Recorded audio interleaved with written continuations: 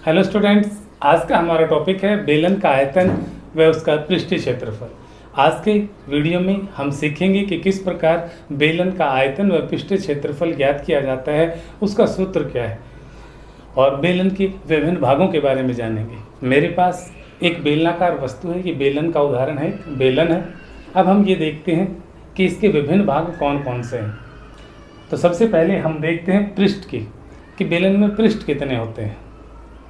यदि पृष्ठ की बात करें तो बेलन के अंदर दो तरह के पृष्ठ हैं, एक समतल पृष्ठ और दूसरा है वक्र पृष्ठ। यहाँ देखिए, यदि मैं इस बेलन को इस प्रकार रखता हूँ तो ये अपने स्थान पर एक जगह रुका हुआ है। किसी तल पर, समतल सतह पर अगर किसी वस्तु को रखने पर और वो वहाँ की वहाँ रुकी रहे, एक अपने स्थान पर डटी रहे, तो ऐसी वस्तु का तल हम समतल कहते हैं। अब दूसरी स्थिति लेते हैं। यदि मैं अब इस तरह से बेलन को रखता हूँ तो ये अपने स्थान पर न रह के लुढ़कता है, तो इस तरह का तल जो है वो वक्र तल कहलाता है।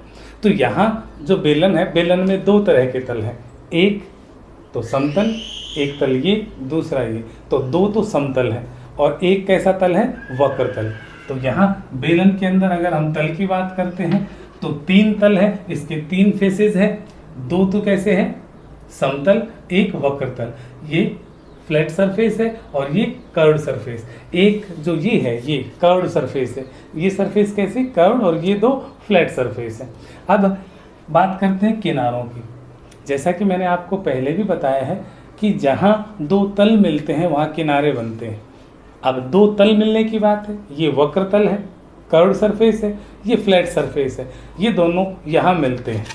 मैं ये लेता हूँ तो आपको समझाने के लिए, ये कर्व्ड सरफेस हुई और ये जो है ये कैसी है, फ्लैट सरफेस है। तो ये यहाँ मिले हैं इस लाइन पे, तो ये क्या है, किनारे हैं। तो इस तरह से अगर हम देखते हैं तो एक तो ये किनारा हुआ और दूसरा किनारा यहाँ, जहाँ तल मिलेंगे वहाँ किनारे बनते हैं। तो यहाँ ये वक्र तल और समतल इस लाइन के ऊपर मिलते हैं, तो ये जो है ये क्या है, ये किनारा है। तो एक किनारा ये, एक किनारा ये, दो किनारे, लेकिन दोनों के दोनों कैसे किनारे हैं, वक्र हैं, कर्व्ड किनारे हैं। तो मैंने यहाँ लिखा है किनारे जो एजेस हैं, सिलेंडर की जो एजेस हैं वो भी कितनी होती है, दो होती है, लेकिन दोनों वक्र हैं, या फिर आप कहिए कर्व्ड है, ये भी कर्व्ड है, कोई फ्लैट जो है वो नहीं है। अब हम बात करते हैं शीर्ष की। जैसा कि आप जानते हैं कि जहाँ दो किनारे मिलते हैं वहाँ शीर्ष बनते हैं। क्योंकि बेलनाकार वस्तु में, या जो मेरे पास जो बेलन है उसमें दो किनारे कहीं नहीं मिल रहे, एक तो किनारा ये है, एक ये है, और दोनों ही अलग डायरेक्शन में है, ये आपस में कहीं नहीं मिलते। तो अगर किनारे नहीं मिलते तो शीर्ष नहीं बनेंगे, और शीर्ष नहीं बने हैं तो इसका अर्थ क्या हुआ कि बेलन में शीर्षों की संख्या शून्य होती है, इसमें शीर्ष नहीं होते। तो ये तो थी बेलन की विभिन्न भागों के बारे में जानकारी। अब हम देखते हैं कि इसका पृष्ठीय क्षेत्रफल और आयतन किस प्रकार ज्ञात करते हैं। पहले बात करते हैं पृष्ठीय क्षेत्रफल की। अब इसमें दो तरह के पृष्ठ हैं, एक तो ये पृष्ठ, ये वक्र पृष्ठ है, वक्र पृष्ठ, वक्र पृष्ठ, वक्र पृष्ठ, या फिर आप कहिए कर्व्ड सरफेस, कर्व्ड सरफेस। अब हम इसका एरिया निकालेंगे, जो कर्व्ड सरफेस है, एक तो ये हो गया। अब दूसरा ये फ्लैट सरफेस भी है। तो जब कर्व्ड सरफेस प्लस दोनों फ्लैट सरफेस का एरिया आपस में ऐड कर दिया जाए तो उस एरिया को हम क्या कहेंगे, total surface area, total surface area, या फिर कहिए संपूर्ण पृष्ठीय क्षेत्रफल। दोनों का जो सूत्र है वो हम ज्ञात करेंगे कि किस प्रकार वक्र पृष्ठ का और संपूर्ण पृष्ठ का, अर्थात कर्व्ड सरफेस एरिया और टोटल सरफेस एरिया किस प्रकार निकाला जाता है। तो पहले हम बात करेंगे कर्व्ड सरफेस एरिया की। इसको समझने के लिए हम एक चीज़ देखते हैं कि यदि मेरे पास जो बेलनाकार वस्तु जो है, यदि मैं इसको बीच से काट देता हूँ, बिल्कुल सीधा लंबवत काट देता हूँ यहाँ से, और काट के सीधा कर लेता हूँ, तो ऐसी स्थिति में ये कुछ इस तरह का हो जाएगा, एक आयताकार कागज बन जाएगा। आप देखिए, अगर मैं इस आयताकार कागज को इस प्रकार मोड़ देता हूँ, इसकी लंबाई के अनुदिश मैंने अगर मोड़ दिया इसको, तो अब हमारे पास जो आकृति बनी है वो कैसी आकृति है, आप देख पा रहे हैं, बेलनाकार। ये एक बेलन बन गया। और अगर मैं इसको खोलता हूँ तो क्या है, ये एक आयत है या फिर वर्ग भी हो सकता है। अगर यहाँ हम देखें और हमें इसका क्षेत्रफल निकालना है। कैसा? पृष्ठीय क्षेत्रफल। और ये पृष्ठ कैसा है? जैसे मैंने आपको बताया कि ये वक्र पृष्ठ है, लेकिन अगर मैं इसको खोलता हूँ तो इस प्रकार मेरे पास एक समतल पृष्ठ बन मिला। ये एक आयताकार पृष्ठ है और आयत का क्षेत्रफल हम जानते हैं कितना होता है। कैसे निकालते हैं? लंबाई गुणा चौड़ाई। आयत का क्षेत्रफल हम कैसे निकालते हैं? लंबाई गुणा चौड़ाई। आयत का क्षेत्रफल, आयत अर्थात रेक्टेंगल, जो रेक्टेंगल का एरिया हम लंबाई गुणा चौड़ाई करते हैं। अब इसकी बात देखते हैं। ये आयत की लंबाई है, जो आयत की लंबाई, ये आयत की चौड़ाई।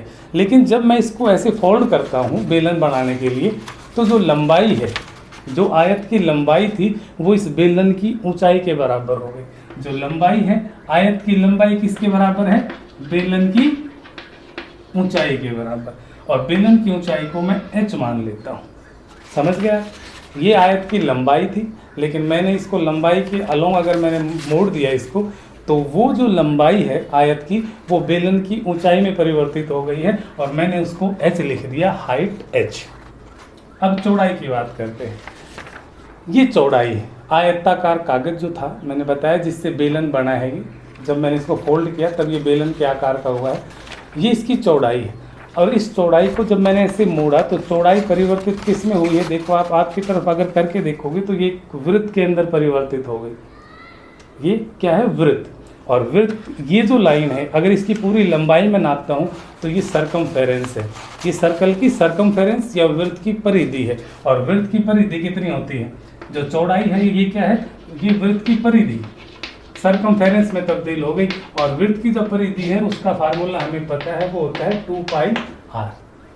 जो वृत्त की परिधि है, किसी भी वृत्त की परिधि ज्ञात करने का सूत्र होता है 2πr। और अब अगर मैं इस वृत्त की परिधि देखता हूं तो वो 2πr है, जो कि इस आयताकार कागज की चौड़ाई है।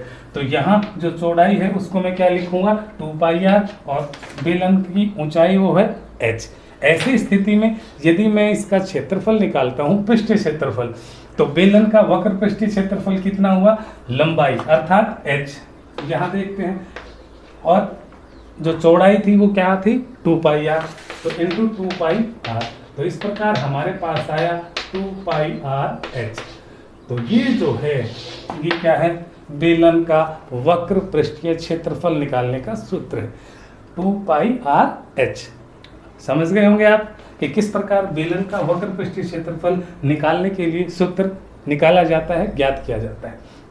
अब हम इसके टोटल सरफेस एरिया की बात करते हैं। यहाँ हम टोटल सरफेस एरिया की बात करेंगे। जैसा कि मैंने आपको बताया कि जब मैंने कागज को मोड़ के बेलन बनाया तो ऐसी स्थिति के अंदर जो वक्र, ये जो बेलन है वो खोखला था।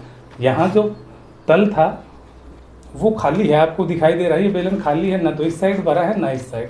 लेकिन मान लीजिए ये मेरे पास कोई बेलनाकार वस्तु है जो ऊपर से भी बंद है, नीचे से भी बंद है, दोनों तरफ से बंद है। ऐसी स्थिति में एक यहाँ तल बन गया और दूसरा तल ये दो तल है और दोनों समतल है। तो यदि मैं संपूर्ण पृष्ठ की बात करूं तो वक्रतल पर दोनों पृष्ठ जो है इनका क्षेत्रफल अगर जोड़ेंगे तो फिर संपूर्ण पृष्ठ का है। तो टोटल सरफेस एरिया क्या हुआ? वक्र पृष्ठीय क्षेत्रफल जमा दो वृत्तों का क्षेत्रफल, क्योंकि दो नीचे वृत्त बने हैं, दो वृत्तों का क्षेत्रफल। टोटल जो कर्व्ड सरफेस एरिया है वो प्लस में एक ये बन गया वृत्त और एक ये वृत्त बना है। तो इन दो वृत्तों का क्षेत्रफल जोड़ देता हूं तो इस पूरे बेलन का, पूरे पृष्ठ का, अर्थात तीनों पृष्ठ, क्योंकि इसमें तीन पृष्ठ हैं, 1 2 और 3, तीनों पृष्ठों का क्षेत्रफल आ जाएगा। वक्र पृष्ठ का क्षेत्रफल हम ज्ञात कर चुके हैं 2πrh। हमें पता है कि वृत्त का क्षेत्रफल कैसे निकाला जाता है? πr²। ये उसका फार्मूला है। चूंकि दो वृत्त हैं तो 2πr², πr² इस वृत्त का और πr² नीचे वाले वृत्त का। तो इस प्रकार दोनों वृत्तों का क्षेत्रफल 2πr²। ये तो हुआ वक्र पृष्ठ का क्षेत्रफल जो कर्व्ड सरफेस थी उसका, और ये दो जो फ्लैट सरफेस थी उनका क्षेत्रफल। तीन ही पृष्ठ थे तो तीनों का क्षेत्रफल, अब इनको ऐड कर दीजिए। यहाँ 2πr इसमें भी है, इसमें भी है, कॉमन निकाल लीजिए 2πr। तो यहाँ क्या बचा? h और इसमें बचा r। तो इस प्रकार जो ये फार्मूला आया उसे हम कहेंगे, ये क्या है? Total surface area of cylinder. बेलन का संपूर्ण पृष्ठीय क्षेत्रफल ज्ञात करने का जो फार्मूला है वो क्या है? 2πr × h + r। तो इस प्रकार यदि मान लीजिए बेलन जो है, बेलन अगर वो ऊपर से खुला हो, नीचे से बंद हो, ऐसी स्थिति में आप पाई आर स्क्वायर, सिर्फ पाई आर स्क्वायर ऐड करेंगे। मैंने 2 पाई आर स्क्वायर क्यों किया है, मैंने बंद लिया है कि ऊपर से भी बंद है नीचे से भी। यदि कोई ड्रम है जो ऊपर से खुला है नीचे से बंद है, ऐसी स्थिति में सिर्फ आप 2 पाई आर एच में पाई आर स्क्वायर जोड़ेंगे और फार्मूला तैयार हो जाएगा। तो ये तो था बेलन का पृष्ठीय और वक्र पृष्ठीय क्षेत्रफल। अब हम बेलन का आयतन ज्ञात करना सीखते हैं। आयतन के लिए मैं एक उदाहरण लेता हूँ। मान लीजिए मेरे पास 1 रुपये का सिक्का है जो एक वृत्त का उदाहरण है, वृत्ताकार है। अगर मैं इसी प्रकार 1 रुपये के कई सिक्के लेता हूँ और एक के एक ऊपर रखते चले जाता हूँ, ऐसे 1 रुपये के 2 के जो भी सिक्के, तो इस प्रकार एक बेलन का निर्माण होता है। ये एक बेलन बन गया। या फिर आप ये सोचिए मेरे पास कैरम बोर्ड की गिट्टियाँ हैं, तो अगर मैं एक एक करके कई गिट्टी ऊपर रख देता हूँ इस प्रकार, तो अब आप देख पा रहे हैं ये एक बेलन की आकृति ले ली इन्होंने, एक दूसरे के ऊपर रखने के बाद अब ये बेलन बन गया। ये मैं आपको क्यों बता रहा हूँ कि अगर मान लीजिए मैंने पहली स्थिति में 1 रुपये का सिक्का लिया है, 1 रुपये का सिक्का है, तो यदि मैं इसका क्षेत्रफल देखूं, क्योंकि एक वृत्ताकार वस्तु है, ये कैसी वस्तु है, वृत्ताकार, वृत्ताकार चीज है। आयतन की बात कर रहे हैं, एक सेकंड मैं भी